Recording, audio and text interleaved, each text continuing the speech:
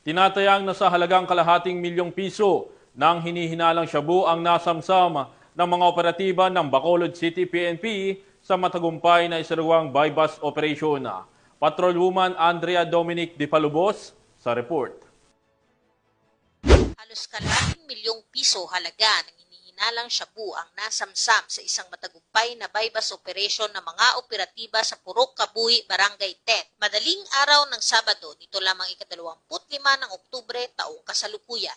Ayon sa ulat ng Bacolod City Police Office City Drug Enforcement Unit na pinamumunuan ni Police Lieutenant Colonel Antonio Benetes Jr., Officer in Charge, nadakip sa operasyon ang dalawang sospek na kinilalang sina alias Bambi at alias Canor, kapwa 20 taong gulang at residente ng nasabing lugar. Biska mula sa mga sospek ang 25 pakete ng hinihinalang shabu na may kabuuang timbang na humigit kumulang 70 gramo at may standard drug price na tinatayang ₱476,000.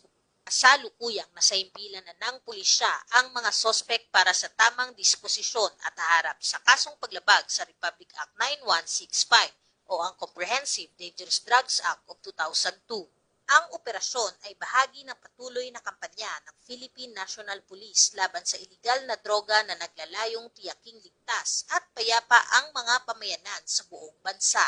Patuloy naman ang panawagan ng Bacolod City Police Office sa publiko na makipagtulungan sa mga kapulisan sa pamamagitan ng pagbibigay ng impormasyon upang mapanatili ang seguridad at katahimikan sa lungsod. Tinitiyak ng PNP na hindi ito titigil sa kanilang misyon na linisin ang mga komunidad laban sa iligal na droga tungo sa isang mas maunlad, mapayapa at ligtas na pamayanan. Mula dito sa Police Regional Office 6, ako ang inyong Police News Network Correspondent, Patrolwoman Andrea Dominic de Palobos. Alagad na batas, tagataguyod ng Balitang Pulis.